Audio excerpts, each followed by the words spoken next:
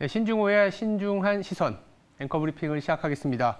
미 증시는 모두 강한 상승세를 보였습니다. 아시는 것처럼 소비자 물가 지수가 예상치를 하회하면서 긴축에 대한 부담감은 덜었고 금리와 달러화가 약세를 보이면서 강한 상승이 나타났는데요. 주요 지표와 그림을 보면서 더 상세히 말씀드리도록 하겠습니다. 네, 바로 보는 차트는 물가 차트입니다. 보시면 아시겠지만 CPI, 여기 보시면 녹색으로 표시된 게 간밤에 발표된 CPI입니다. 3%, 헤드라인은 3%가 나왔고 이 핵심은 4.8%가 나왔는데요. 제가 이렇게 2% 라인을 살짝 그어봤습니다. 보시면 아시겠지만 여기 검은색으로 보이는 게 ISM 서비스 물가입니다. ISM 서비스 물가는 매월 초에 나오는데요.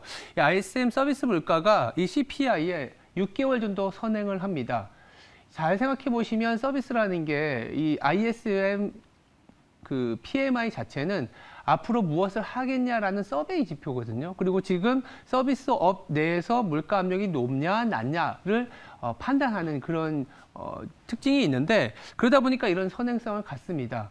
근데 연말로 갈수록요, 이 ISM 서비스 물가 지수를 추정한다면 CPI는 2%를 하회할 가능성이 높다라는 거죠. 그러다 보니까 간밤에 이렇게 3% 내지는 3%를 깰 수 있는 확률에 대해서 굉장히 환호를 했다라고 보시면 될 것 같고요. 이 CPI가 내려오는 부분들, ISM 서비스 물가가 내려가는 그 이유에 대해서 보시면 가장 중요한 게 주거비가 내려가기 시작했다는 겁니다. 주거비의 인플레이션이 이 프리미엄이 있는데요. 절반 이상이 계속 하락을 하고 있고 2023년 연말이게 되면 연율로 5%, 사실 10%가 넘나들었던 이 주거비에 대한 영향이 이제 반토막이 난다라는 거죠. 이 이후에도 이제 물가가 더 내려갈 수 있긴 하겠지만 올해만 놓고 본다면 물가에 대한 불안감은 사실 조금은 낮아지는 거 아니냐. 이 정도로 해석을 할 수 있겠습니다. 그래서 간밤에 나왔던 CPI에 대해서 투자자들 그리고 미증시가 그렇게나 환호를 했다라고 보시면 될 것 같습니다. 그렇다면 이런 물가에 의해서 영향을 가장 많이 받는 게 금리거든요. 금리 차트도 한번 보겠습니다. 금리가 여기 녹색 그리고 파란색 아주 동일하게 움직이잖아요. 미국과 한국의 10년물인데 성장률에 상관없이 그냥 비슷하게 움직입니다. 미국의 금리가 10년물이 움직이면 한국의 10년물도 고스란히 같이 움직였다라고 보시면 될 텐데요. 미국의 물가가 여기 보시면 빨간 선을 제가 위에 좀 그려놨는데 4%까지 최근에 10년물 기준으로 올라섰었습니다. 그러다 보니까 여기 약간 제가 동그라미 쳐드린 부분 때문에 주가가 나스닥 중심으로 하락 변동 속에 놓여 있었고 한국 주식도 2650에서 2500 초반까지 좀 조정이 나타났었습니다. 여기서 그러면 이 금리가 더 치고 나간다고 하면 주가가 안 되겠죠. 이 상태였기 때문에 물가에 대해서 상당히 어떻게 나오는지 조심스럽게 지켜봤었던 게 지난 1, 2주 동안의 어떤 눈치 보기 장세였는데 여기 살짝 꺾여 내려오신 거를 볼 수가 있을 겁니다.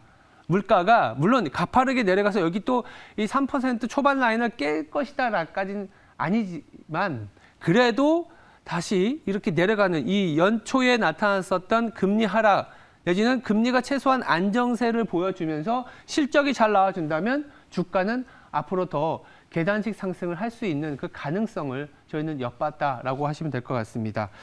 오늘 우리나라도 금통위가 있는데 아시겠지만 물가가 미국보다 더 낮은 수준이고 여러 리스크 요인이 있어서 금리 인상 가능성은 거의 없다라고 볼 수 있습니다. 금리가 아마 동결되지 않겠냐. 그렇다면 연준 스탠스도 이미 봤고 한국의 금리도 오늘 좀 안정될 가능성이 높지 않겠냐. 그럼 시장에는 나쁘지 않은 그림이다.